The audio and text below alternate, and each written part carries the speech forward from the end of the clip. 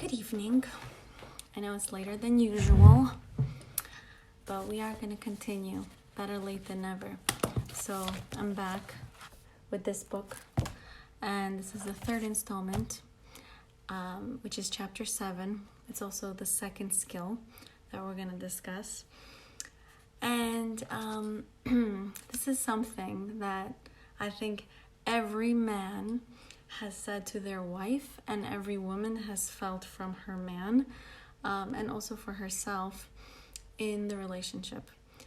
What is one thing that he has told you he wishes he had more of from you? Okay. Let's keep it kosher, guys. Respect. He wants more respect. So here we're going to talk about the second skill, which is called restore respect. Hey Esther, I see you're watching. Okay, so let's begin. This is page 59 for whoever's following along. You may think respect is something you give to your teacher or your boss, someone of authority. But really, a woman who respects her husband I'm skipping things. A woman who respects her husband will apologize when she's disrespectful. Just like she would when she's being cranky or being late. She would just apologize. Respect means that you don't, this is gonna get real, that you don't dismiss, you don't criticize, contradict, or try to teach your man how to do something better.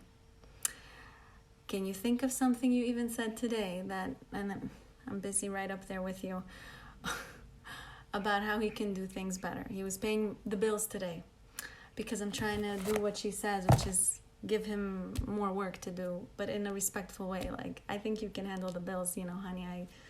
I'd love to hand that over to you. He was a little resistant at first, but I kept pushing. Anyway, even though he was paying the bills, I was like, I don't know why, I think we should do it this way. I was still pushing my own, oh, my way is better type of attitude. So, and she's saying here that just trust him. Because you trust him, you're not telling him do it better, do it differently. He's not your kid, okay? I expect the best outcome from him already. It means you don't make fun of him for doing things the way a man does things, which may be the way a woman doesn't do it. I'm sure you could think of things if you've been married more than 10 minutes. Okay. Prescription. How do you fix whatever you think you want to fix about respecting your husband? Let's say you really don't respect him because he's not treating you right, or he doesn't talk nicely to your parents, or he's just rough with the kids. It's hard to respect him in your eyes. What do you do then?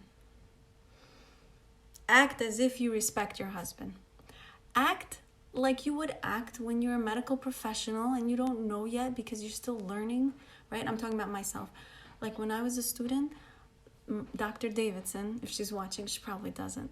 She's retired. She would tell me, Esther, just because you don't know it doesn't mean you can't act like you embody that person and wear the lab coat, look the part, and then you will play the part. Act as if you are that person already. So she's saying, act as if you respect your husband, even if you don't feel respectful. Just the way you would act confident at an interview or giving a talk. You don't feel it, but you're doing it because there's a higher purpose for you. You're trying to develop that. You're trying to cultivate that. It's okay to fake it till you make it. Okay. There's more on that.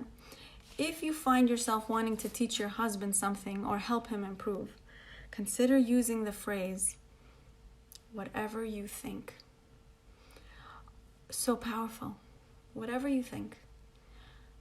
That removes a lot of the stigma of judgment and just pressure on him to prove to you that he's doing it right. Whatever you think. Whatever you think. Just get practicing with that, right? I'm just practicing for myself. Okay, and just giving him the gift of feeling listened to by saying, I hear you, instead of offering like whatever it is that we were talking about to avoid criticizing and all that other stuff. One big exception is when your husband is asking for your preference. He wants to know. If he wants to know, then offer it up because he wants to know what makes you happy. But otherwise, he really just wants to be validated that what he's saying is okay for you. Okay. Chapter 7. What were you thinking when you said yes to the dress? I don't even understand why she titled it like that. I will look through the whole chapter to find out what does that even mean. But it wasn't, I don't know why she put that. Okay. She writes in this chapter, when you start to doubt your marriage, like you married this person for the wrong reasons, you start to recreate the story of why you got into the marriage. So you say things to yourself like, I must have been really miserable in the life I had before I found him, and that's why I ran out of the house, where with my parents I would have like anything to get out of the house, or I just really didn't want to be alone, so he was the thing that was there available to me, so I just committed to that, and that was a big mistake. She calls it the relationship rewrite rationale, meaning you didn't start this way. You didn't pick him with this intention of thinking, my life sucks, and so this is going to make it less sucky, but in turn it was the wrong choice. You know, you don't start off like that. You start off with like, wow, I'm so excited, I'm looking forward to opening up this chapter in my life with him. You intentionally chose this person. But she's saying, when you're upset and you're losing that vision of what this relationship was supposed to look like, you develop this, you're almost certainly falling into the topic of relationship rewrite rationale, which goes like this. My marriage is miserable. How did this happen?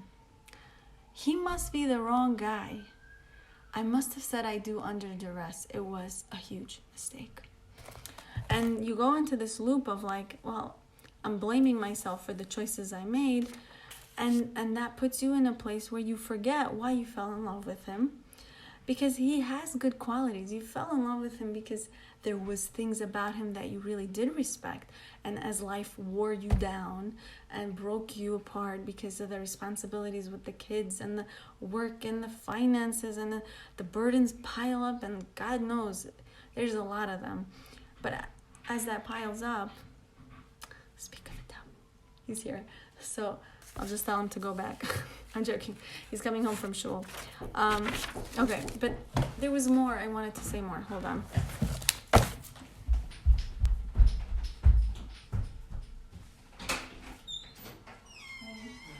I'm just finishing up, okay? Yeah, just ignore what I'm saying. Okay, I'm back. So, it's okay because I told him to ignore me. Okay, so one way, I like this a lot. One way to get yourself in the right mind track is to shift out of what I hate about you. This is very hard to do manually because we're automatically programmed to start to go through the tracks that we're used to, which is what annoys me about him, what I'm frustrated about. What am I grateful for with him and why? When you say that, it's hard because you're like overcoming. It's like chewing on like really uncomfortable thing. But like once you're done past that moment, you're like, oh, I'm done with that frustrating, stressful thought of what I hate about him and what's stressing me out about the situation. When you say what I'm grateful for, you move out of that mental headspace. Tony Robbins said this. You cannot be grateful and frustrated in the same space. You're either one or the other. So if you're frustrated about the situation, ask yourself, what am I grateful for about him? Oh, guys, I found my rings. All 3 of them. I have to show you. I lost these for the last 6 weeks. You see them? 3. The 3 most expensive rings I have. My engagement ring, my wedding ring, and some other ring that I got as a gift. Oh my God, it was so stressful to be walking around feeling guilty like that. I had to keep reminding myself what I'm grateful for, even though I don't have that. It was not easy, but it applies here. Okay. I want to go on because she writes over here, since you're not mean and spiteful, he's not mean and spiteful. You're not a bad person. He's not a bad person either. You didn't pick that type of, you didn't marry up or down. You married your match. Okay. And if he seems that way right now, that he's being spiteful or difficult or mean, what that tells me, she says, is that you're getting hurt a lot. And the reason you're getting hurt a lot is twofold. Okay? The first reason is your husband doesn't feel respected right now.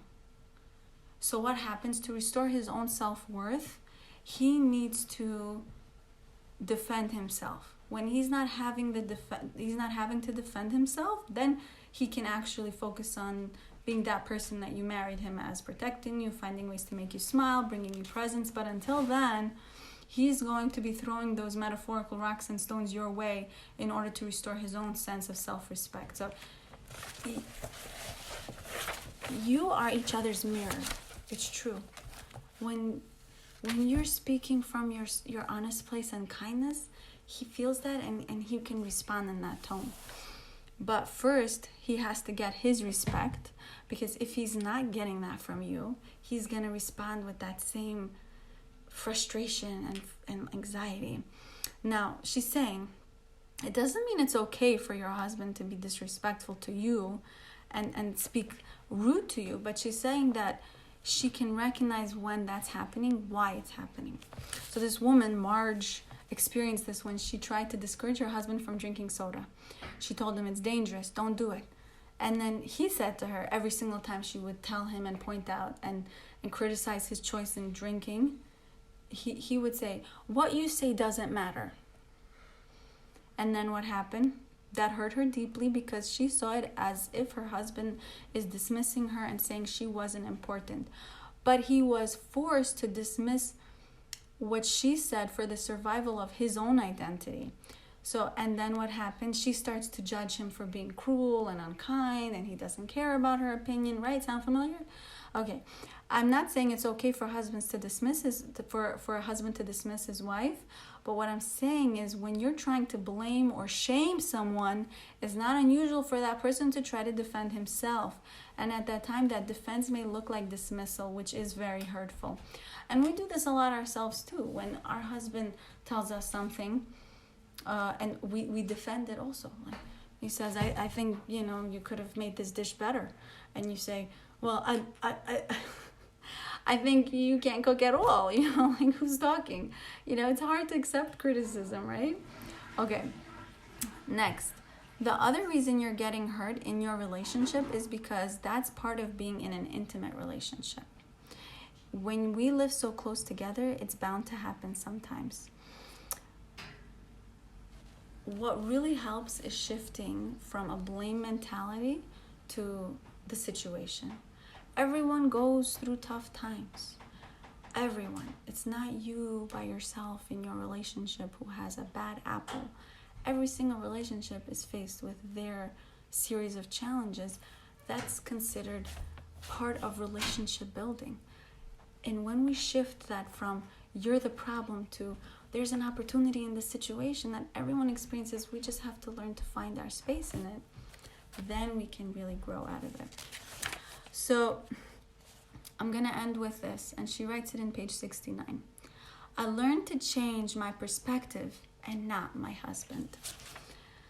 And I want to just bless you to recognize this book is all about shifting perspective and just understand your own power in seeing what's able to change from just changing how you see things. So I want to bless you with a wonderful week. And stay tuned this week. I'm going to do a Facebook Live with one of my girlfriends, Yocheved Dekanov, which I saw today. So have a wonderful night.